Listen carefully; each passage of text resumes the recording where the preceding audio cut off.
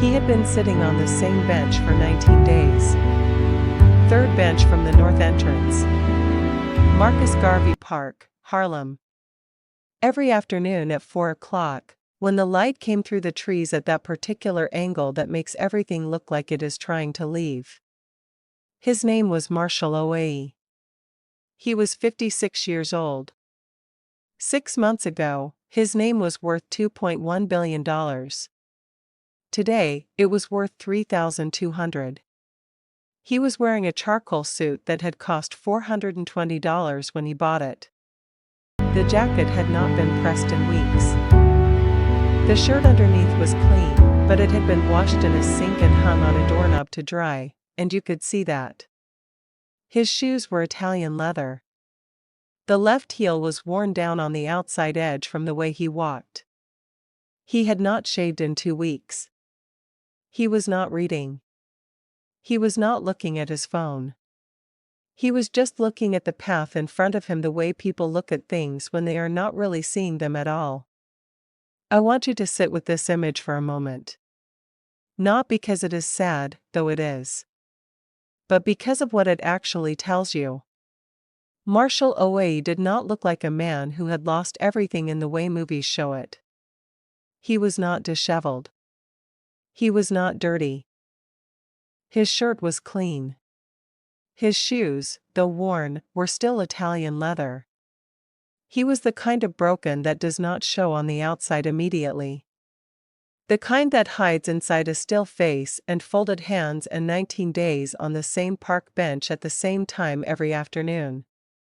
That is the most dangerous kind of lost. Because nobody knows to come looking. Then the food cart came down the path. It moved slowly from the south entrance. One wheel had a pull to the left that made the woman pushing it adjust her grip every few steps. The cart was steel and white with a handwritten sign on the side. Fried chicken, rice, and beans. Sweet tea. The letters were painted and read by someone who had taken their time with each one. The woman pushing it was 44 years old. She wore a white apron over a dark shirt. Her hair was tied back with a cloth the color of cayenne. She had been selling food in this park for 3 years. She knew the regulars. She knew the bench sitters. She knew the ones who had money and the ones who did not. She fed both. Because that is what her grandmother had done. And that is what she was going to keep doing. She came down the path and she saw the man on the third bench. She slowed the cart. She did not stop right away. She looked at him. She looked at his hands. She looked at the suit. She looked at his face. And she went completely still. Because she knew that face. She had seen it once. 10 years ago. On a sidewalk in New Orleans. On a day when she had $40 left to her name and a daughter who had not eaten since the morning before. She knew that face. And he had absolutely no idea who she was. Her name was Nain Theoda.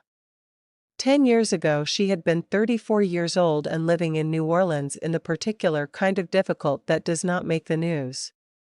Not dramatic difficult. Not disaster difficult. Just the kind where every month you are solving a puzzle with pieces that do not quite fit, and the puzzle is called keeping your child fed and keeping the lights on at the same time. She had a folding table on a sidewalk in the Truman neighborhood. Fried chicken. Red beans and rice.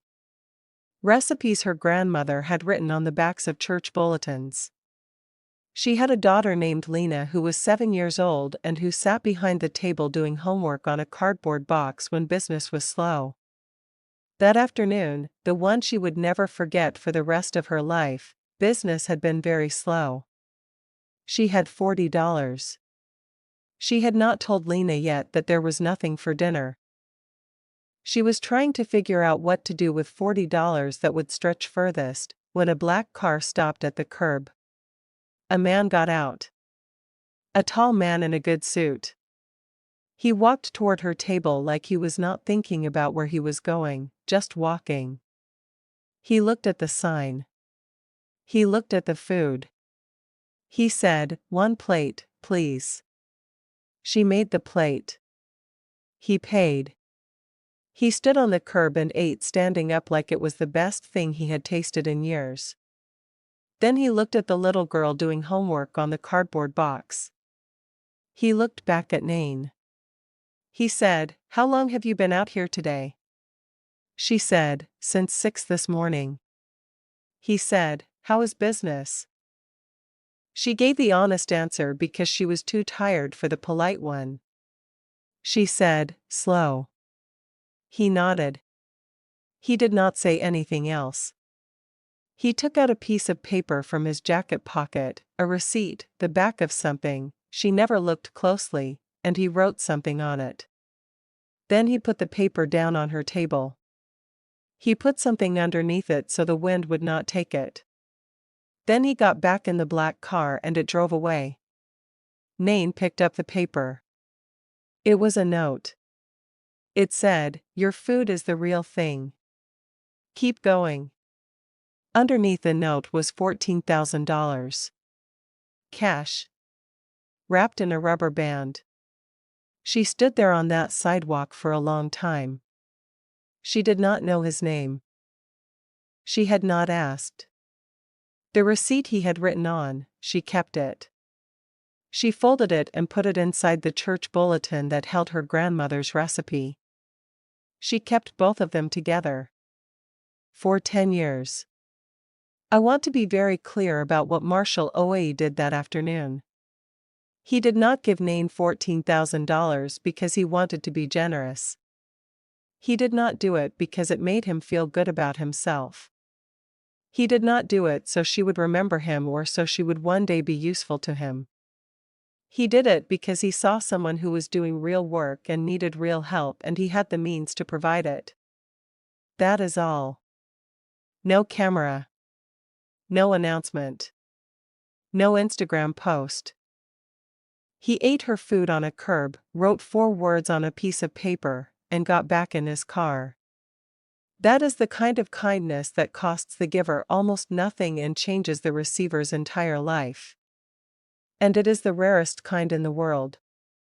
Nain used the money to get her cart off the sidewalk and into a proper licensed vending space.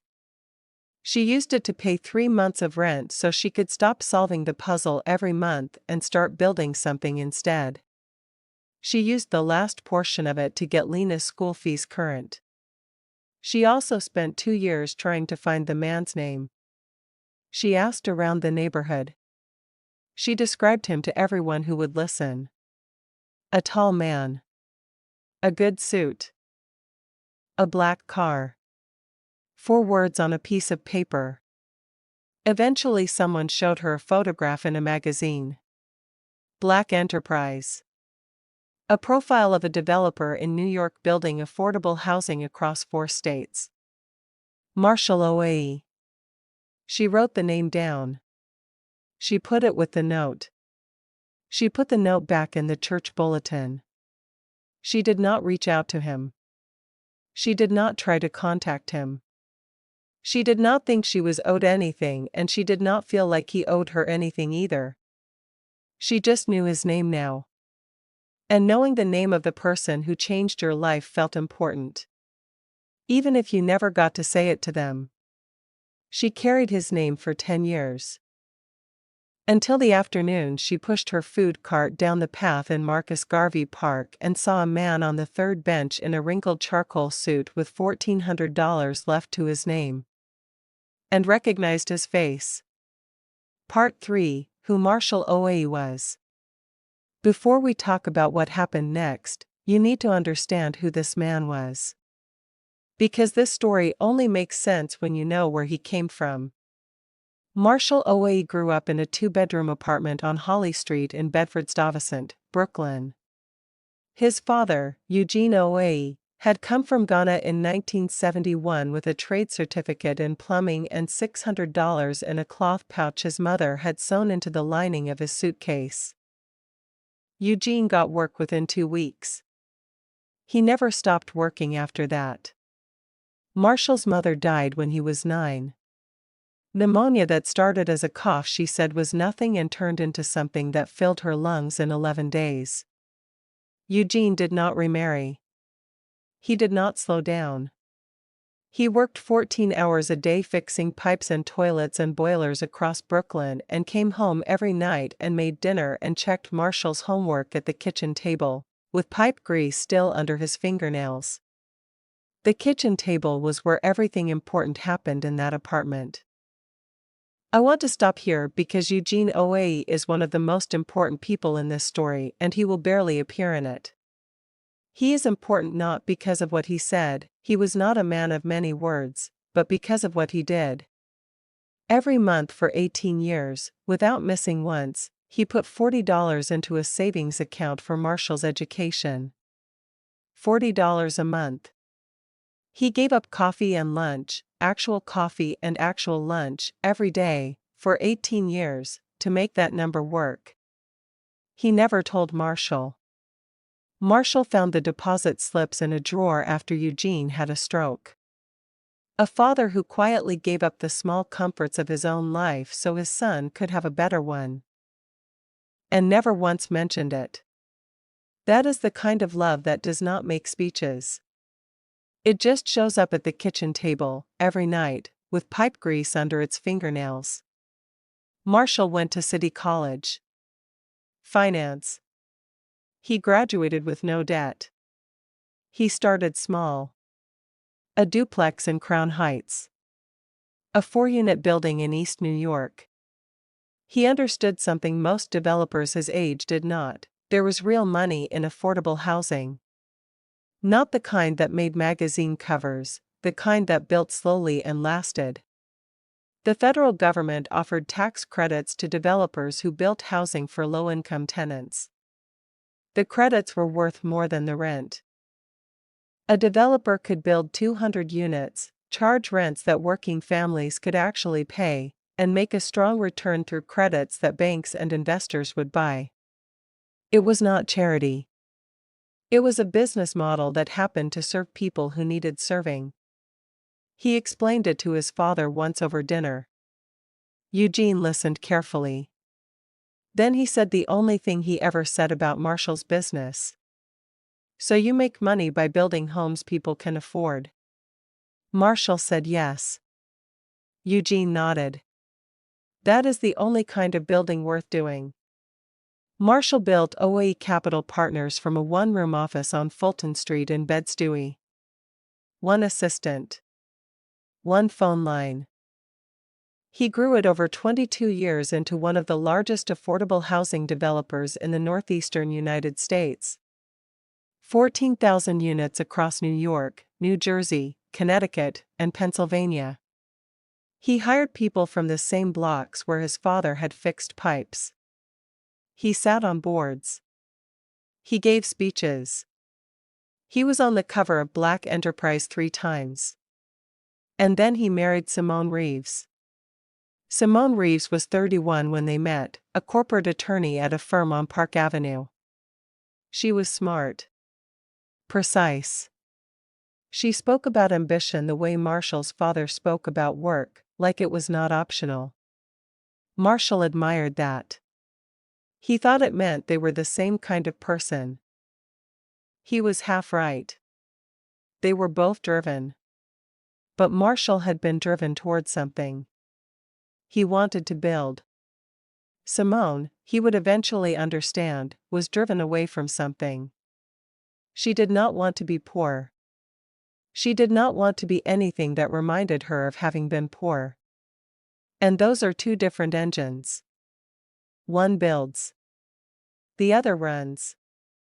They married in a small ceremony. They had a son named Dorian.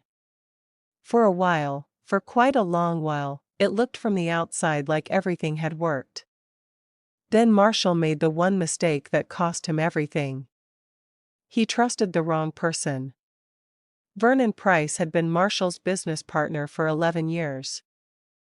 They had met through a mutual contact at a housing conference in Philadelphia. Vernon was polished. He was well connected. He understood deal structures and he spoke to investors in the language they trusted. Marshall handled the building. Vernon handled the money people.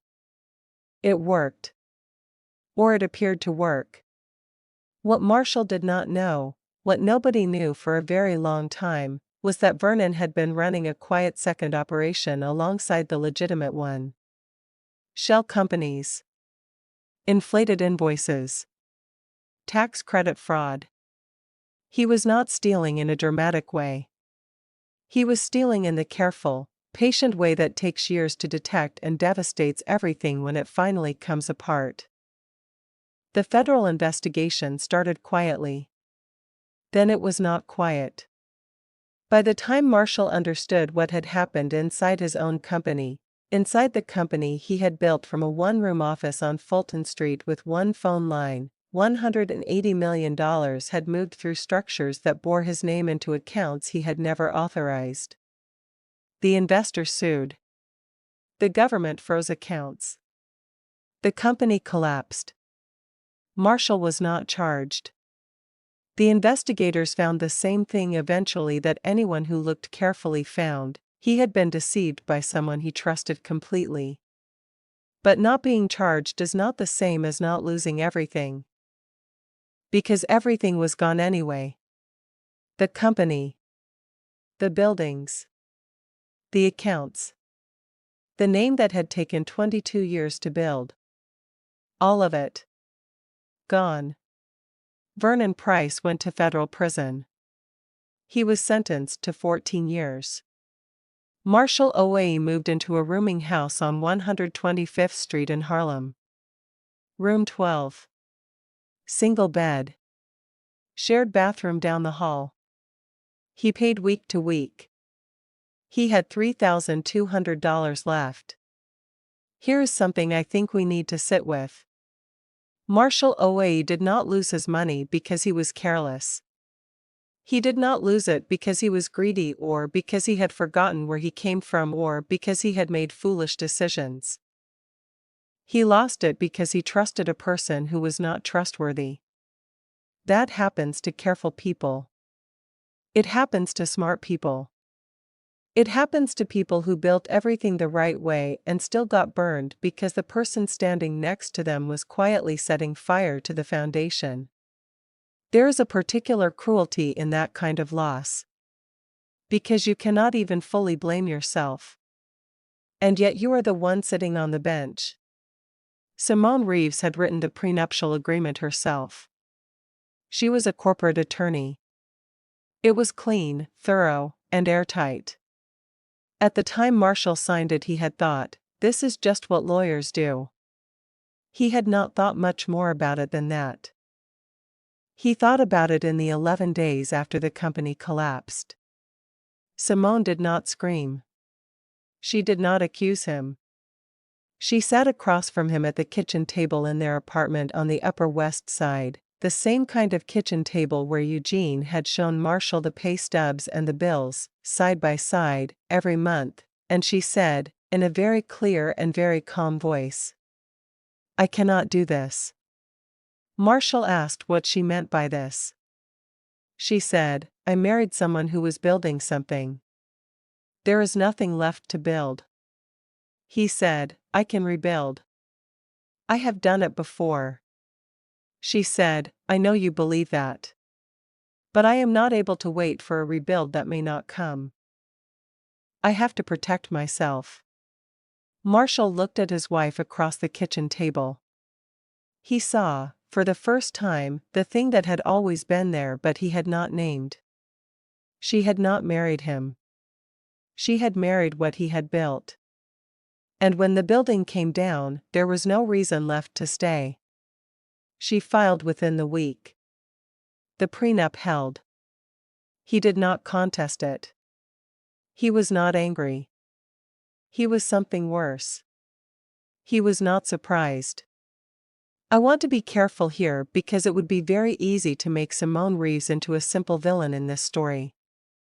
She is not. She is a woman who was honest about who she was, perhaps not to Marshall, but certainly to herself. She had been driven her whole life by the need to never be without. And when without arrived at her kitchen table, she did what she had always been going to do: she protected herself. The tragedy is not that she left. People leave.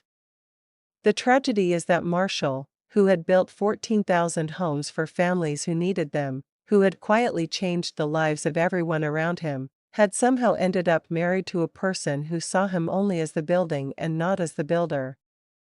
And he had not noticed that for 23 years. Their son Dorian was 24 years old. He had grown up with the name OA Capital Partners on letterhead and building directories and magazine covers. He had been given a trust fund at 21. He had, perhaps because of that trust fund, grown into the particular kind of young man who confuses the name on the door with the character of the person behind it. When the company collapsed, Dorian called once. He said, "Dad, Mom says you lost everything." Marshall said, "I did not lose it. It was taken." There is a difference. Dorian said, "Does the difference matter right now?" Marshall had no answer for that. Not one his son would have understood yet. Dorian did not call again for 6 months. 6 months. 19 days. $3,200. One bench. That is where Marshall OA was when the food cart came down the path. Nain pulled a container from the cart. Fried chicken. Rice. Beans. She set it on the bench beside him.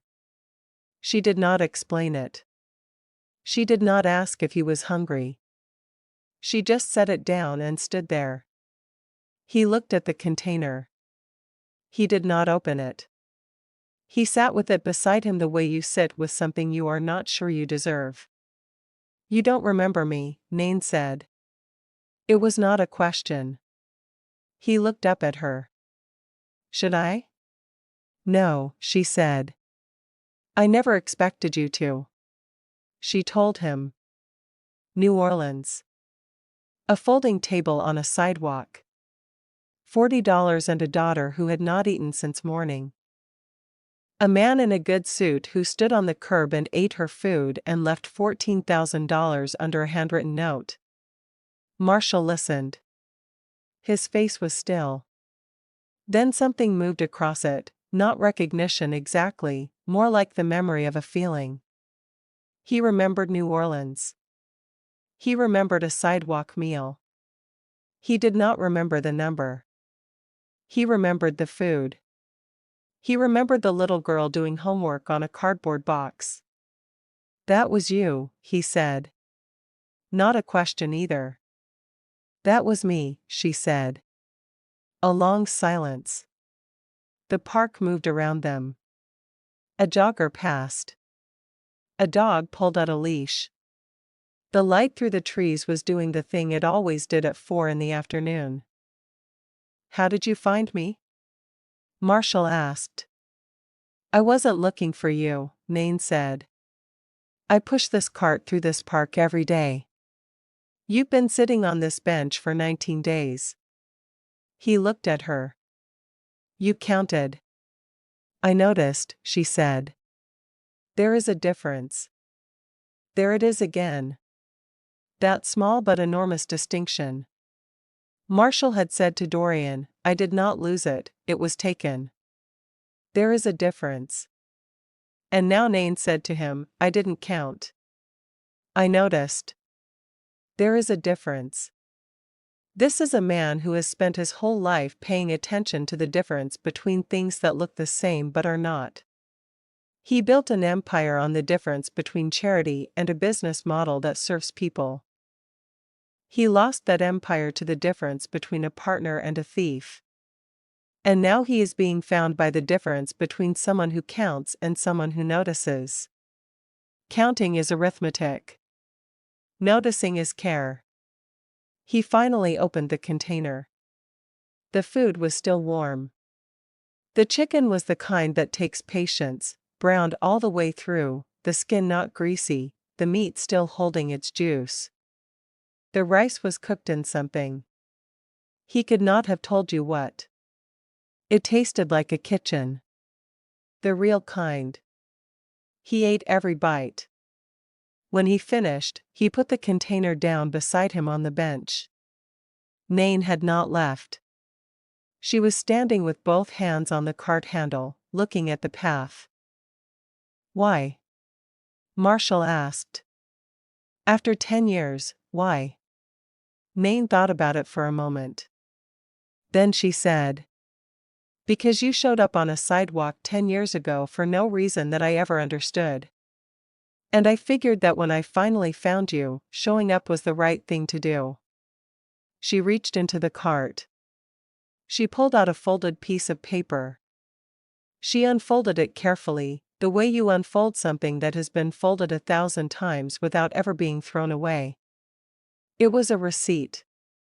On the back, in handwriting he recognized as his own because he had not changed it in 30 years, were 4 words. Your food is the real thing. He stared at it. He had forgotten writing it. He had not forgotten the feeling that made him write it. But the specific afternoon and the specific words, gone. It is the strange cruelty of kindness that the person who gives it often forgets it far sooner than the person who receives it. Nain folded the note back up. She put it in her apron pocket. Same time tomorrow, she said. He looked up at her. Same time tomorrow, he said. She came back the next day. And the day after. And the day after that. At first it was just food. She would bring a container. He would eat. They would talk for a while. She would push the cart on. But the conversations got longer. Marshall started asking questions, the specific kind of questions a man asks when his mind has been quiet for a long time and suddenly has something worth thinking about. He asked about the cart, the licensing, the costs, how she handled the slow days, whether she had thought about expanding. Nain answered everything plainly. She was not trying to impress him. She was just answering the questions. But Marshall was listening the way he had always listened, not just to the words but to the structure underneath them. And what he heard was a business that was solid at its base and limited only by space. She had the food. She had the customers. She had 15 years of cooking knowledge passed down through her grandmother's church bulletin recipes. What she did not have was a kitchen large enough to build from. On the 6th day, he said, "Have you ever thought about a community kitchen?" She said, "Every day for 3 years." He said, "Tell me what you mean by that." She told him. A space. Not a restaurant. Restaurants are for profit and profit makes you change the food to fit the customer instead of finding the customer who needs the food. A community kitchen. Multiple vendors.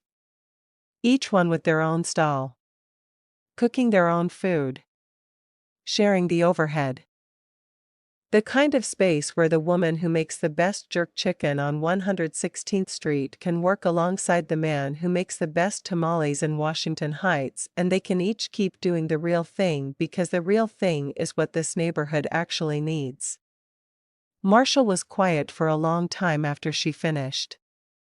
Then he said, "That is exactly the kind of building worth doing." He was quoting his father without knowing he was quoting his father. That is how the deepest things travel, not in direct statements but in the way certain ideas settle into you so completely that they eventually come out as your own words. Eugene Oe had said, "That is the only kind of building worth doing." And his son, sitting on a park bench with $3,200 left to his name, was now saying the same thing to a woman with a food cart and a grandmother's recipe and a vision she had been carrying alone for 3 years. The apple had not fallen far. It had just been sitting on the wrong branch. Marshall had nothing to invest. He was clear about that immediately. He told Nain exactly what he had left. She did not flinch. She did not recalculate. She said, "I am not asking you for money. I am asking you if you know how to find a building."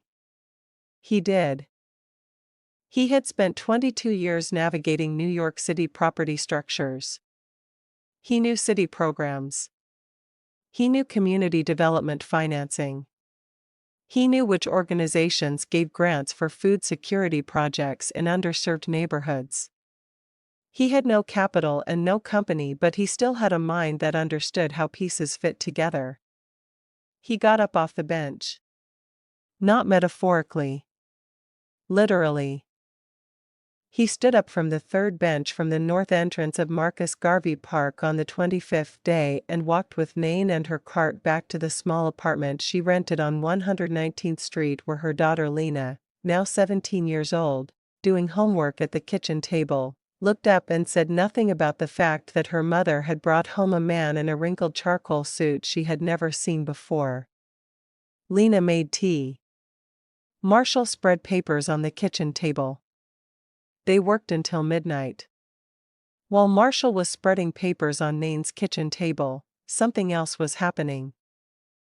His former lawyer, a woman named Patricia Osei, who had been with OAE Capital Partners since year 4, had never fully accepted the federal investigation's conclusions. She had not argued with them publicly. But she had kept copies. She had kept notes. She had kept, specifically, a set of internal transaction records that showed something the federal investigators had not looked at from the right angle. The fraud was not only Vernon Price's. Vernon had needed a cosigner on the shell company structures. He had used a name.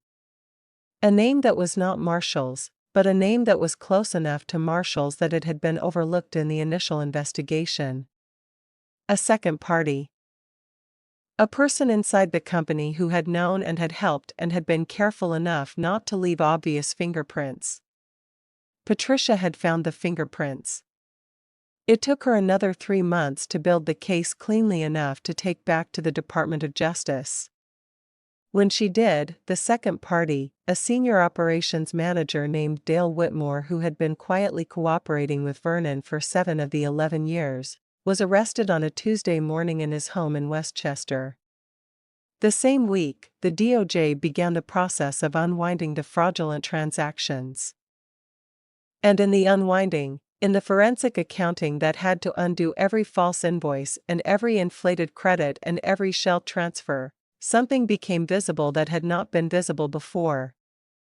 The legitimate assets of OAE Capital Partners, the real buildings, the real tax credits, the real community investments, had been separated from the fraudulent ones during the collapse. Not completely, but enough. Enough that Patricia's call to Marshall, on a Wednesday afternoon when he was sitting in Nain's kitchen reviewing zoning maps, changed everything again. She said, "Marshall, there is money that was always yours. It was frozen because of Vernon's structure. It is being released. It is not everything. But it is not nothing." He said, "How much?" She said, "Enough to start again. If that is what you want." He looked at the zoning maps on Nain's kitchen table. He looked at Nain across from him. He looked at Lena doing homework in the corner. Eugene OA had given up coffee and lunch for 18 years to build a table. Marshall looked at the table he was sitting at. He said, "I know exactly what I want to do with it." Simone Reeves heard about the asset recovery from her lawyer. She called Marshall that evening. The conversation was brief. She was precise and measured, as she always was. She asked about the amount. She asked about the timeline. Then she asked, and Marshall could hear the thing underneath the question even though the question was phrased very cleanly, whether there was any possibility of revisiting the situation. Marshall was quiet for a moment. Then he said, "Simone, you protected yourself. You did what you needed to do. I do not hold that against you. She said, I am glad to hear that. He said, but the rebuild is not something you are going to be part of. A long silence. She said, you are not being fair. He said, I am being accurate. Those are different things. He ended the call. Marshall was not being bitter. He was not punishing Simone. He was being a man who had finally learned, sitting on a park bench for 19 days with nothing, that the people who leave when you have nothing were never there for the right reasons.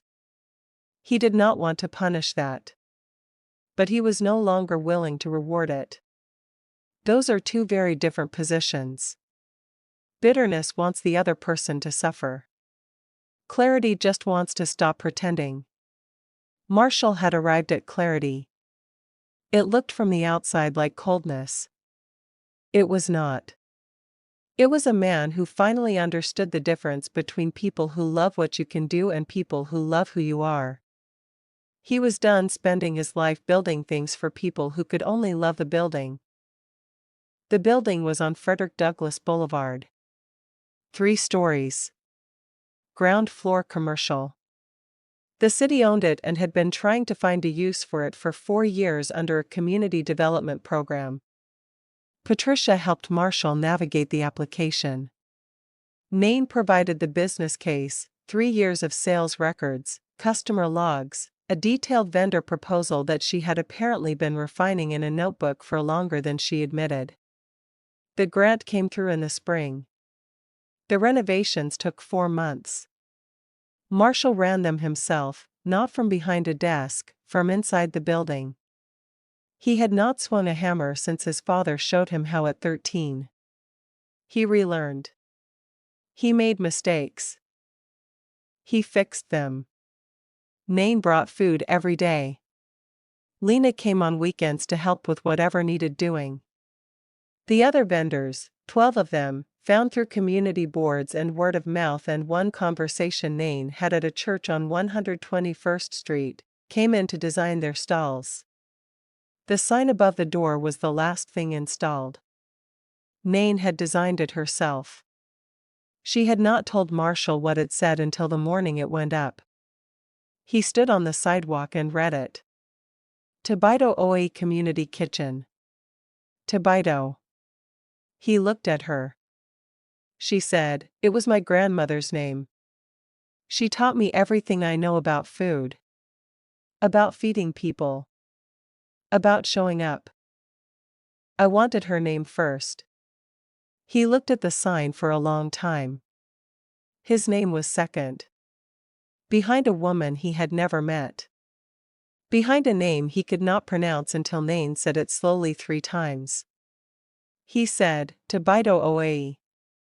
That sounds right. She said, I thought so too. Marshall Oe had put his name first on everything for 22 years. Oe Capital Partners. Oe first, always. Not here. Here his name came second. Behind a woman who had learned to cook from a grandmother's recipe written on the back of a church bulletin. Behind a name that most of the people who would eventually walk through that door could not yet pronounce. And Marshall looked at that sign and said, that sounds right. That is not a small thing. That is a man who has completely and irrevocably changed, not because he lost his money, but because of what the losing showed him about what actually matters. His name coming second was not a demotion. It was a promotion to the kind of life he should have been building all along. Dorian Oe did not call ahead. He did not text. He took the train from Penn Station to 125th Street and walked 4 blocks north to Frederick Douglass Boulevard and stood on the sidewalk outside the Tobito Oe Community Kitchen with his hands in his pockets and looked at the sign. His father's name was on it. Second. After Tobito. Dorian had grown up seeing his father's name first on everything. Oe Capital Partners. Oe first, always first. On the company. On the letterhead. On the building directory of every office they had ever visited. Not here. Here, his father's name came second. Behind a woman Dorian had never heard of. Behind a name he could not yet pronounce. He stood on that sidewalk for a long time. He thought about the phone call 6 months ago. His father saying, "I did not lose it, it was taken." There is a difference. And Dorian, 24 years old with a trust fund and a father he had stopped calling, saying, "Does the difference matter right now?" He understood now that the difference mattered enormously. Not because of the money. Because of what the words revealed about who his father was. A man who still knew the difference between things that look the same and things that are. Even sitting on a bench with nothing. He walked in. The ground floor was full. 14 vendor stalls. The smell of frying oil and spices and rice and roasted peppers filled the room from wall to wall. People were eating at long communal tables. People were in line. People were talking to vendors through the open stall windows like they had been doing it for years, even though the doors had only opened that morning. Dorian found his father in the kitchen behind Nain's stall. Marshall was wearing a white apron. His sleeves were rolled up. There was flour on his hands and oil on the front of the apron. He was standing over a fryer, lowering chicken into the oil with tongs, the way someone does it when they have done it enough times to stop thinking about it. Dorian stood in the doorway. Marshall looked up. He saw his son. He did not say anything. He looked at him for a moment. Then he turned back to the fryer. Dorian stood there for 2 minutes. The oil crackled. The exhaust fan hummed. Nain moved past him carrying a tray without stopping. Nobody told him to come in. Nobody told him to leave. He walked to the counter. He picked up an apron from the hook on the wall. He put it on. He stood next to his father. He did not say sorry. He did not explain. He just stood there. Marshall did not look at him. He handed him the tongs. They worked side by side for the rest of the afternoon. Frying chicken. Plating orders. Wiping down the counter. Not talking. Not needing to. That is how the men in the OAE family repaired things. Eugene had done it on Holly Street, fixing pipes next to his son, not talking about love, just being there. Showing up with his hands. Staying until the work was done. Marshall had learned it from his father without knowing he was learning it. And now Dorian was learning it from Marshall without either of them saying a word.